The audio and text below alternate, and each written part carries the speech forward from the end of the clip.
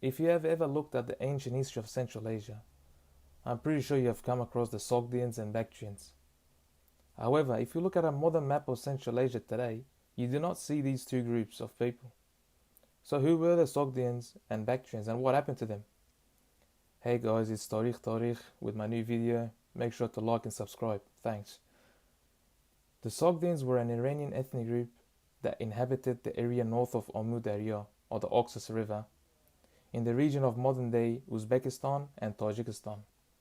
Their language was Eastern Iranian, and interestingly, remnants of this language does still exist today in the form of Yaghnabi, although it's not as widely spoken as Sogdian.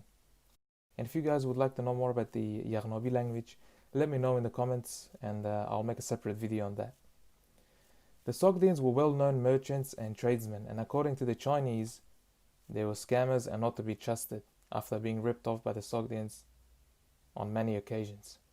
Speaking of the Chinese, Sogdians also had a large presence in China after years of migration, where during the Tang dynasty many grew to prominence in military and government. One famous Sogdian in China being An Lushan, who instigated the An Lushan rebellion and went on to rule large parts of China till his Yang dynasty was defeated by the Tang dynasty. Religious-wise, most of Sogdians were Zoroastrians, followed by Buddhism, Manichaeism, and Nestorian Christianity. The Bactrians, like the Sogdians, were also an Iranian ethnic group and occupied south of the Amud Darya, aka the Oxus River, mostly the northern area of modern-day Afghanistan.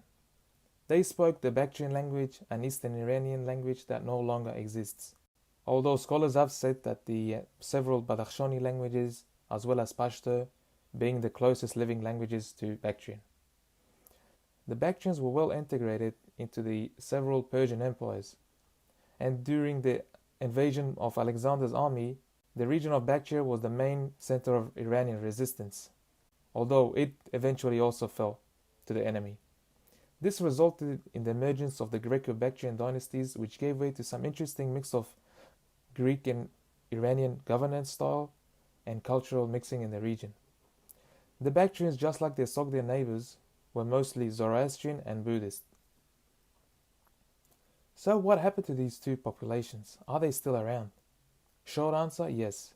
These people do still exist, but are known by a different name, Tajik. If you want to know more about the Tajik people, you can check my earlier video that I made on them.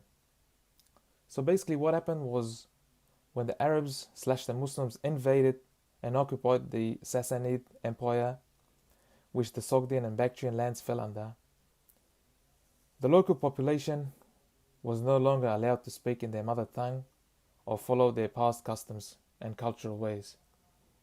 This continued for about 200 years, when eventually the several Iranian ethnic groups of the past Sassanid Empire came together, formed a new struggle, and started rebelling against the Arab rule.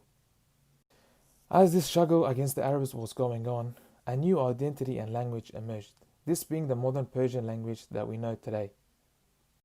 The several local Iranian ethnic groups started adopting this one language and identity, and their previous identities faded away. This was crucial as it stopped them from getting Arabized, like other populations in the Middle East and North Africa. Eventually, the Iranian groups managed to successfully rebel against the Arabs and take back power.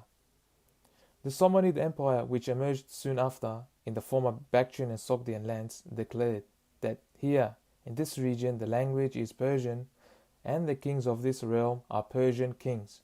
This was the era that the region got an identity shift.